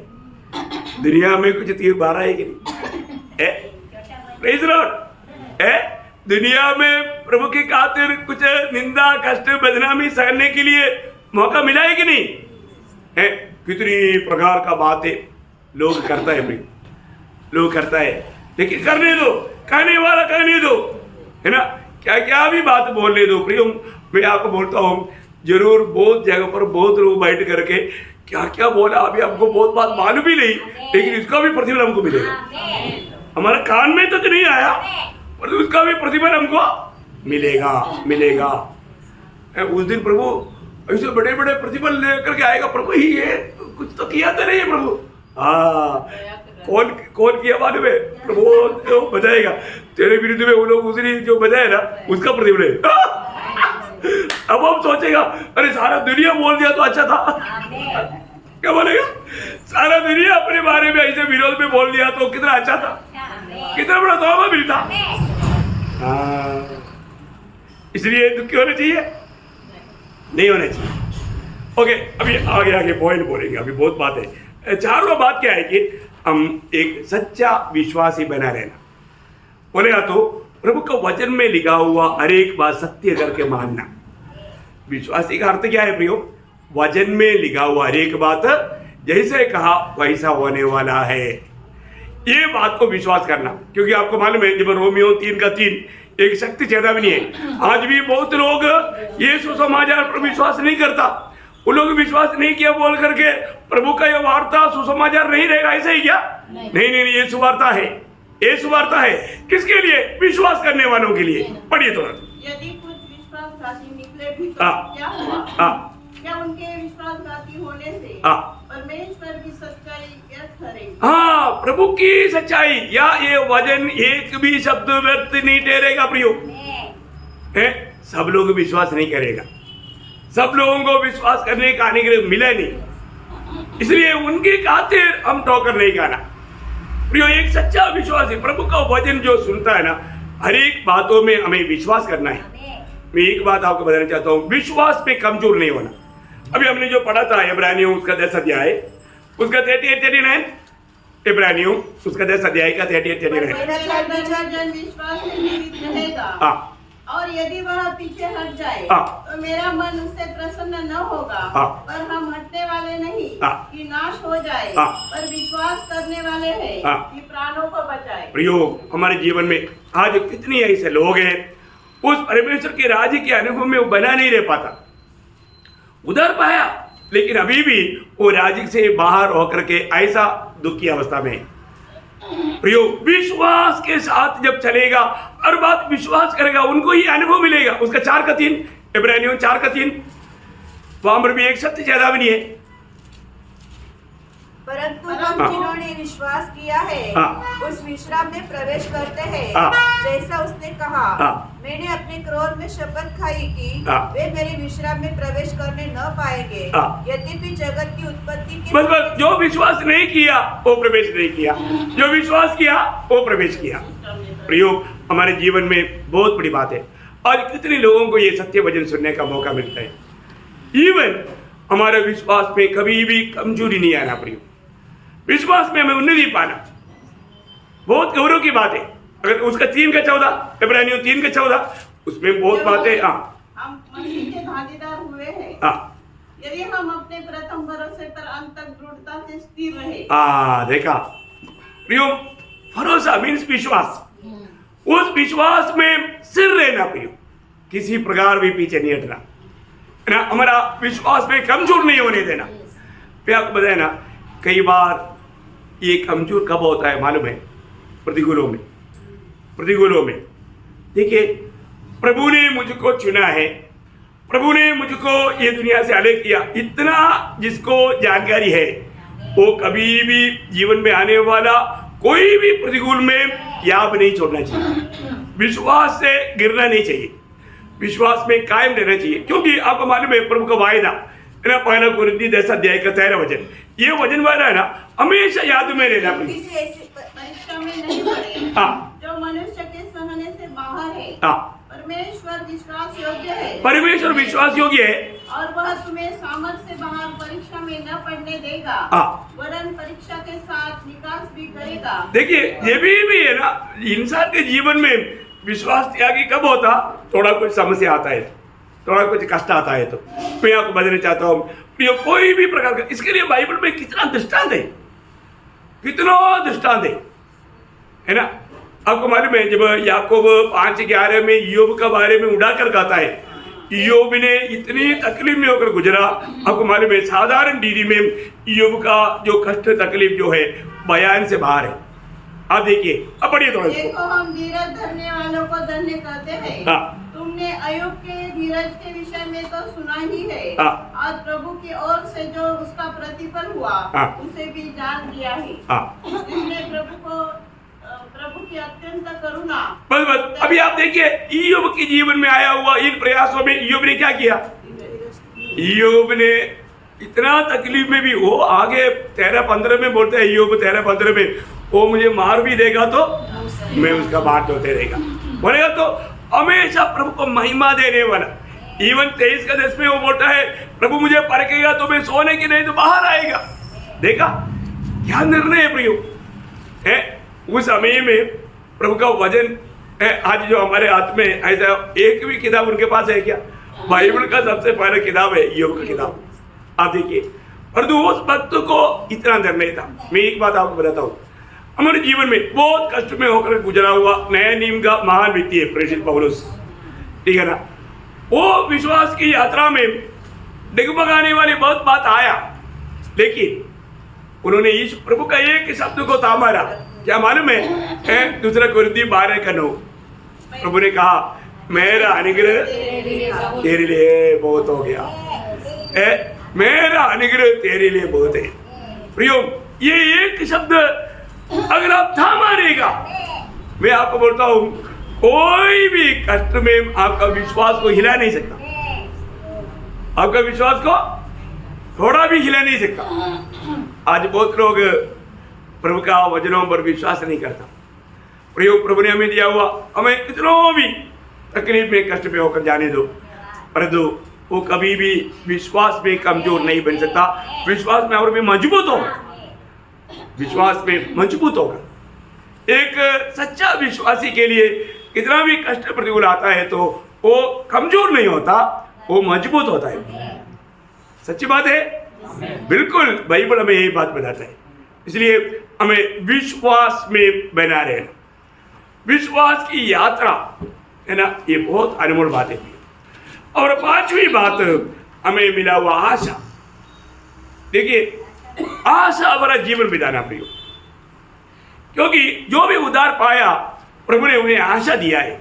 आपको मालूम है रोमियो 8 अध्याय का 23 वचन में हम पढ़ता है, केवल वही नहीं पर हम भी जिनके पास आत्मा का पहला फल है, आप ही में कराते और ले पालक होने, अर्थात अपनी नहीं 24 होगा सर, 24 है ना। क्या बोलता है? इस आशा के द्वारा हमारा उद्धार हुआ। हाँ, देखा प्रियो, आशा के द्वारा हमारा उद्धार हुआ है।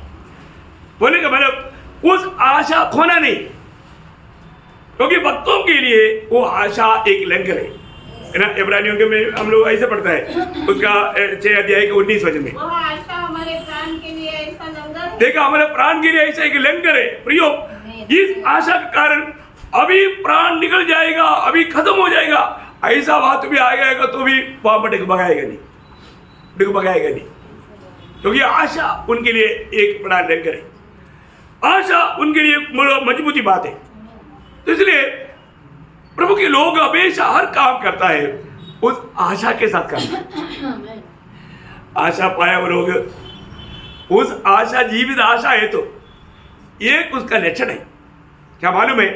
पहले यूहन्ना 3:3। अपने आप को ऐसे ही पवित्र करता हाँ। है। और जो कोई उस पर यह आशा रखता है हाँ वह अपने आप को वैसा ही पवित्र करता है हाँ। जैसा वह पवित्र है। हाँ प्रियो, और रोज हमें पवित्र जीवन बिताने के प्रति एक बहुत बड़ा उत्साह रहेगा। प्रेज लॉर्ड, बहुत बड़ी बात है जिसमें ये आशा है। मतलब हमारे प्रभु आएगा, मुझको लेकर जाएगा और मैं प्रभु के साथ राज करेगा। जिसको सच्चा ये आशा मिला है वो जैसे वो पवित्र है, अपने आप को पवित्र रखेगा, पवित्र रखेगा, यही उसका चिन्ह है प्रियो। ओके, छठवीं बात क्या मालूम है? एक सच्चा मतलब जय पाने वाला व्यक्ति दिन प्रतिदिन अपने आप को नम्र वर्दीन करेगा। क्या करेगा? नम्र वर्दीन। प्रियो, ये बहुत बड़ी बात है क्योंकि हमें कहाँ के लिए बुलाहट मिला, वहां पर अगर हमें महान बनकर रहना है तो हमें नम्र वर्दीन करना है, नम्र वर्दीन करना है। और तो जाने अनजाने हमने जो बोला, लोग वो नम्रता में नहीं बढ़ रहा है, उसे बढ़ करके घमंडी बनते जा रहा है। घमंडी नहीं होना चाहिए, हमें अधिक नम्र बनना, अधिक नम्र बनना। पिछले दिन में नम्रता के बारे में हमने बहुत कुछ बात देखा। मैं एक बात आपको बताना चाहता हूँ, जब याकूब 4 अध्याय उसका 10 वचन, याकूब 4:10। प्रभु के सामने दीन बनो हाँ तो वह तुम्हें शिरोमणि बनाएगा। बस प्रभु के सामने हमेशा क्या करना? दीन बनो।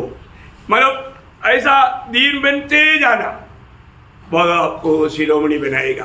बोलेगा तो अनंतता में बहुत महान पदवी में प्रभु लाएगा। देखिए, उसका आपको मालूम है, हम लोगों को थोड़ा समझने के लिए कठिन एक बात है। यीशु मसीह ने एक व्यक्ति के बारे में गवाही दिया, मतलब बपतिस्मा देने वाला यूहन्ना। आपको मालूम है वो यूहन्ना के बारे में प्रभु ने दिया वो गवाही, क्या मालूम है?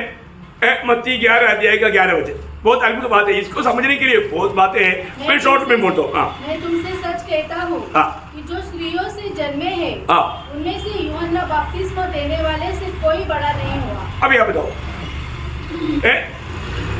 मतलब यूहन्ना से बड़ा कोई नहीं हुआ। पुराने नियम का सारे भक्तों में सबसे बड़ा कौन है?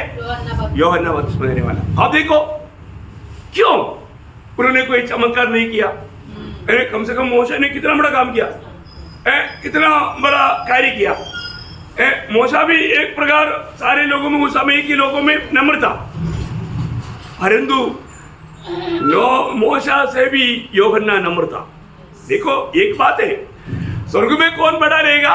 जो यहाँ पर जो सबसे नम्र है। सही बात प्रियो, यहाँ पर नम्र बनना प्रियो, कभी भी क्या ऐसा पूछना नहीं, प्लीज विरोध नहीं करना, ओबे करो, नम्र बनो। कितना भी कष्ट नष्ट कुछ भी होने दो, पर नम्र बनना प्रियो। एक अच्छा, उसके लिए एक अच्छा निर्णय लो। अभी यहाँ पर आपको मालूम है यूहन्ना क्या बोलता मालूम है? यूहन्ना बोलता है यीशु मसीह के बारे में खाने के टाइम पर, मरकुस उसका 1 अध्याय उसका 7 वचन, मरकुस 1 अध्याय का 7। और ये प्रचार करता था, हाँ। मेरे बाद वह आने वाला है हाँ। जो मुझसे शक्तिमान है। हाँ। मैं इसके योग्य नहीं कि हाँ। झुककर उसके जूते के बंद खोलूं। देखा, मुझे उसका जूते का रेसी खोलने का मान योग्यता नहीं। बोले वो कितना नम्र है, कितना नम्र है? इतना ही नहीं, यीशु मसीह के पीछे यूहन्ना की भी चेला चला जा रहा है, और मेरा लोगों को लूटने के लिए आया बोल करके यूहन्ना के अंदर जेलसी नहीं आया। मैं कौन है तुमको मालूम? मैंने उसको बपतिस्मा दिया। घमंड करने वाला बात था ना, और मैं उससे बड़ा है, 6 महीने बड़ा ना। देखा, ऐसा कुछ भी बात बोला यूहन्ना नहीं बोला। यूहन्ना ने क्या बोला मालूम है? यूहन्ना 3:30, हाँ वह बड़े मैं घटू। प्रयोग, ये एक बड़ी बात है प्रियो। हमारे जीवन में कौन बढ़ना? प्रभु यीशु मसीह बढ़ना, और हमें घटते जाना प्रियो, हमें एकदम शून्य बनते जाना। हमारे में सिर्फ यीशु मसीह दिखना चाहिए प्रियो, है ना। अरे ऐसा नहीं है तो प्रभु को हमारे प्रति बहुत दुख हो जाएगा, है ना। आपको मालूम है जब एस्केल को वो नदी में जब भेजा, नापने लगा, नापते नापते आखिर में वो बिना तैरते बिना चल नहीं सकता, बोलेगा तो एक तो आत्मा में भर गया, आत्मा में भर गया तो क्या दिखाई दिया? सिर दिखाई दिया। सिर कौन है? यीशु मसीह। Praise the Lord। हमारे में आत्मा में जितना बढ़ते जाएगा कौन दिखाई देगा? हाँ, प्रभु दिखाई देगा, हम थोड़ा भी दिखाई नहीं देगा। सिर दिखाई दिया। तैरने वाले व्यक्ति को क्या दिखाई देता? सिर दिखाई देता। तो वो इतना बाकी सब डूब गया। प्रियो, वो बात है हमारे में मसीह दिखना, इतना हमें अपने आप को नंबर पर लीन करना। नंबर मिलने वाला व्यक्ति वो है विजय पाने वाला व्यक्ति। पीछे दिनों से बढ़कर के कभी भी कोई भी प्रकार का अहंकार घमंड आ सकता है। प्रियो, परखना अपने जीवन में, आगे भी कोई भी साइड से कोई घमंड घुसता है क्या? हाँ, वो बात को बंद करना। प्रियो, कई बार जाने अनजाने मेरे से होशियार है ऐसे भावना आ जाते हैं। प्रियो, बहुत प्रकार का घमंड है ना, ऐसा नहीं। प्रियो, कोई भी प्रकार का घमंड है तो वो उसको भी काट डालना। आप नम्र बनना, नम्र बनो, है ना, बहुत बड़ी बात है। अगर अपने आप को बड़ा समझेगा तो वो वहां पर गड़बड़ी डालने के लिए शैतान को आसानी मिलेगा। ओके, सातवीं बात जल्दी बता करके फिर खत्म करूंगा। प्रियो, हम एक दूसरे को अपने से श्रेष्ठ समझना। क्या समझना? श्रेष्ठ समझना, है ना। फिलिपियों 2 अध्याय का 3 वचन। विरोध या झूठी बड़ाई के लिए कुछ न करो, पर दीनता से एक दूसरे को अपने से अच्छा समझो। एक दूसरे को अपने से भी अच्छा समझो या श्रेष्ठ समझो। प्रियो, हमें हर एक लोगों के प्रति ऐसा एक मन में विचार होना चाहिए, क्योंकि जब 16 भजन संहिता का 3 वचन में दावीद कहता है, 16 भजन संहिता का 3 वचन, पृथ्वी पर जो पवित्र लोग हैं, हाँ, वे ही आदर के योग्य हैं। देखा, वे ही आदर का योग्य है। देखिए, उनको दावीद भी अपने से श्रेष्ठ समझता था, है ना। पौलुस अपने जीवन में हमेशा अपने आप को छोटा समझ करके बाकियों को श्रेष्ठ समझता था, है ना। 1 कोरिन्थी 15:9 में पौलुस कहता है कि मैं उन प्रेरितों में सबसे छोटा हूं। देखा, अपने आप को छोटा और बाकियों को श्रेष्ठ समझना। एफिसियों 3:8 में पौलुस कहता है मैं उन पवित्र लोगों में सबसे छोटा हूं। देखा, बाकियों को अपने से श्रेष्ठ और अपने आप को छोटा समझने वाला एक अवस्था। और 2 कोरिन्थी 4:5 में पौलुस कहता है मैं सारे पवित्र लोगों में सबसे छोटा हूं। देखा, कितना बड़ी बात है प्रियो। मैं सबका गुलाम है बोलता है, मैं सबका गुलाम है बोलता है, गुलाम। प्रियो, वही यीशु मसीह की भावना है।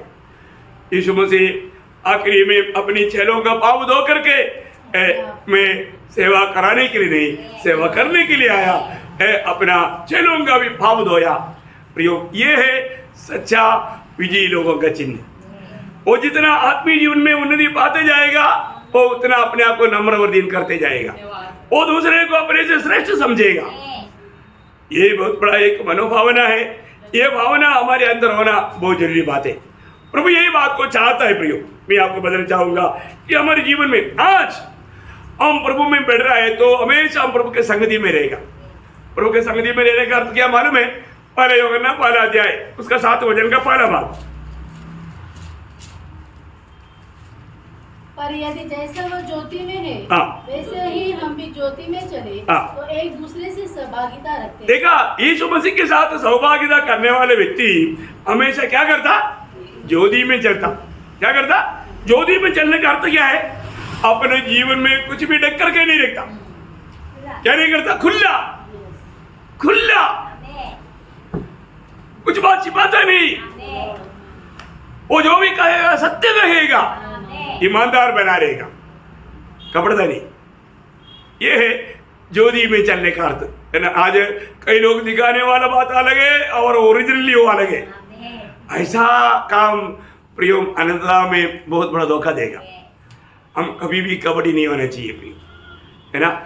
ज्योति में चलने वाला, प्रभु के साथ चलने वाला कभी भी ऐसा झूठ मूठ बोल करके अपने आप को भक्त दिखाने का कोशिश नहीं करेगा। जो है वो उतना सच्चाई बोलेगा। इसमें हमें हर बात में सच्चाई होना जरूरी बात है। और दूसरा, एक सच्चा विजयी जीवन बिताने वाला व्यक्ति हमेशा ये सोचता है कि इस समय में प्रभु यीशु मसीह अगर होता वो क्या करता, ऐसा करने के लिए वो इच्छुक रहेगा। यहाँ पर यीशु मसीह इस स्थान में होता, यीशु मसीह क्या करता, वो बात आत्मा में अगुवाई पा करके बोलने के बाद प्रभु मेरी इच्छा नहीं तेरी इच्छा, प्रभु की इच्छा को मालूम करके चलने वाला अवस्था रहेगा। आखिर में एक बात बोल करके मैं आज का संदेश समाप्त करना चाहूँगा। वो क्या है प्रियो, एक प्रकार हम मसीह में पूरा पाया हर एक लोग समझने वाले एक बात है। आपने सबने देखा होगा स्टाम्प देखा ना, स्टाम्प देखा। ये स्टाम्प कोई भी लेकर के पढ़ सकता है? नहीं पढ़ सकता। आप स्टाम्प को लेकर के आप पढ़ नहीं सकता वो स्टाम्प में क्या है, पढ़ दो। वो स्टाम्प एक पेपर पर मारेगा, फिर आप आराम से पढ़ सकते हैं। आप पढ़ सकता है ना। तो इसी प्रकार अनेक मसीह व्यक्ति प्रभु का स्टाम्प लेगा हुआ लोग हैं। अंबर लगने से पहले यीशु मसीह पर लेगा। यीशु मसीह स्वर्ग को और पिता को प्रतिनिधित्व करता है। पिता को पढ़ना है तो यीशु मसीह को पढ़ो। यीशु मसीह के जीवन से पिता दिखता है ना। इब्रानियों 1 अध्याय का 3 वचन, वो आप पहले किस पर लेगा? उसकी महिमा का प्रकाश और उसके तत्व की छाप है। देखा, परमेश्वर का तत्व की छाप बोलेगा तो परमेश्वर को उसकी गौरव में हमें प्रकट करने वाला एकमात्र व्यक्ति प्रभु यीशु मसीह, वो उस पर छाप लेगा। अभी हम पढ़ सकता है, हाँ ये सच्चा जिंदा प्रभु है। बहुत लोग पढ़ नहीं पा रहा, उनका गलती नहीं समझा। इसका मतलब क्या है कि यीशु मसीह में हम पिता को पढ़ सकता है। इसलिए यीशु मसीह ने बोला जिसने मुझे देखा पिता को देखा है, क्योंकि पिता जो करता हो यीशु मसीह ने किया, पिता जो बोलता हो यीशु मसीह बोला। Praise Lord. यीशु मसीह पूर्ण रूप में उस पिता को प्रकट करके जीवन बिताया, पिता को पढ़ सकता था। इसलिए यूहन्ना 1:18 में लिखा ना कि किसी ने परमेश्वर को कभी नहीं देखा, एकलौता पुत्र ने प्रकट किया। इसी प्रकार प्रियो, इसी प्रकार आज मंडली में जो उदार पाए लोग हैं उन पर चाप लगाए। देखिए वो श्रेष्ठ बात है। अगर मुझ में आप में मसीह को नहीं पढ़ पाया तो मसीह जीवन व्यर्थ है ना। दूसरा कोरिन्थी 1 अध्याय का 22 वचन, जिसने हम पर छाप भी कर दी है और बयाने में आत्मा को हमारे मनों में दिया है। देखा, देखिए हमें उस यीशु मसीह की छाप लगाया। हमारे भी यीशु मसीह की छाप है। मतलब हमें पढ़ने वाला जरूर बोलना चाहिए एक ख्रिस्ती है, एक मसीह व्यक्ति है। हमें लिख कर रखने की जरूरत नहीं, क्योंकि हमारे भी छाप है। स्वर्ग ने छाप किया है। हमें ओरिजिनल मसीह जीवन बिताना। जिसमें छाप है वो ओरिजिनल मसीह है, उसमें नकली बात नहीं। वही बात एफेसियों 1:14 में भी लिखा है। और उसी ने तुम पर भी जब तुमने सत्य का वचन सुना जो तुम्हारे उद्धार का सुसमाचार है और जिस पर तुमने विश्वास किया, प्रतिज्ञा किए हुए पवित्र आत्मा की छाप लगी। देखिए बहुत बड़ी बात है प्रियो। अगर मुझ में और आप में प्रभु यीशु मसीह को पढ़ नहीं पाया, इसका मतलब आप में छाप नहीं, आप में छाप नहीं। इसमें छाप है, दुनिया पढ़ेगा। क्या है, क्या पढ़ेगा? ये मसीह है, ये मसीह है। कितना बड़ी बात है। तो आज हमारे जीवन में हमें पढ़ कर देखना है ना। एक विजयी जीवन में बिता पा रहा है कि नहीं, आपको सबको समझ में आया ना? हाँ, मतलब मैं आज आग्रह करता हूँ प्रियो, एक विजयी जीवन बिताने वाला व्यक्ति सबसे पहली बात है वो प्रेम में सारा काम करेगा। वो हमेशा प्रभु का प्रेम में रहेगा। दूसरा बात हमने देखा, वो कोई भी बात में क्षमा करेगा। तुरंत क्षमा मांगने के लिए इंतजार नहीं करेगा। कोई भी किसी से कोई गलती अगर हमारे साथ हुआ तो भी तुरंत हो क्षमा। अरे कई बार कई लोग आकर के मेरे को बोलते क्षमा करो, मैं बोला क्या बात है, वो 2 महीने के पहले, अरे वो तो उसी टाइम पर खत्म हो गया। हमारे दिल में ऐसे कोई बात रखा ही नहीं। मेरे को अचंबा लगता है, क्योंकि अपन प्रभु का वचन पाया हुआ लोग ऐसे कुछ गलती हो गया तो तुरंत अपन क्या करता, क्षमा करता। 2 महीना बाद में क्षमा मांगने के लिए आएगा, ठीक है मैं क्षमा कर देता हूँ, ऐसा बोलना है क्या? नहीं। फिर वो 2 महीना आप कह दिए, आप कह दिए, आप एक सच्चा विजयी जीवन नहीं बिता पाया। आपको समझ में आ रहा है ना? बहुत एक सच्चा विजयी जीवन बिताने वाला इस बात में भी सावधान रहेगा। और तीसरी बात हमने देखा, धीरज। एक सच्चा विजयी जीवन बिताने वाला धीरजवंत जीवन बिताएगा। कोई भी प्रतिकूल में वो डगमगाएंगे नहीं। चारों हमने देखा विश्वास प्रयोग, प्रभु का वचन में लिखा हुआ कोई भी बात में बिना सवाल करते हुए पूर्ण रूप में विश्वास करेगा, उसको जीवन में अमल करेगा, वो है विश्वासी, है ना। और पांचों हमने देखा आशा, है ना। एक सच्चा विजय जीवन बिताने वाला आशा पर जीवन बिताता है, उन्हें मिला हुआ आशा जीवित आशा है, स्वर्ग में वो आशा रखा है। तो हमारा स्वर्गीय यात्रा में हमें दिन प्रतिदिन एक पवित्र जीवन बिताने का उत्साह रहेगा। और छठवां हमने देखा नम्रता प्रयोग, ये नम्रता हमारे जीवन में, है ना। मतलब बाकी लोग भी प्रभु में बैठते हुए हमें और भी नम्र बनने के लिए, बनाने के लिए हमें कितना उत्साही बनना चाहिए, है ना। पीछे दिनों से बढ़ करके आज मैं नम्र है कि नहीं, नम्र लोग प्रभु का बात मानने के लिए देरी नहीं करता, प्रभु की इच्छा मानने के लिए देरी नहीं करता। और आखिर में हमने देखा कि एक दूसरे को अपने से श्रेष्ठ समझेगा। बहुत बड़ी बात है प्रियो, ये 7 गुण अगर हमारे अंदर है तो निश्चय बात है वो एक सच्चा विजयी जीवन बिताता है। तो प्रभु करे इन वचनों के द्वारा सबको प्रभु बहुत आशीष दे और इस साल में एक विजयी जीवन बिताते हुए जल्दी से जल्दी आने वाला प्रभु को स्वीकारने की सच्चा तैयारी करने में प्रभु आप सबको सहायता करे। प्रभु को सारा महिमा मिले। आमीन।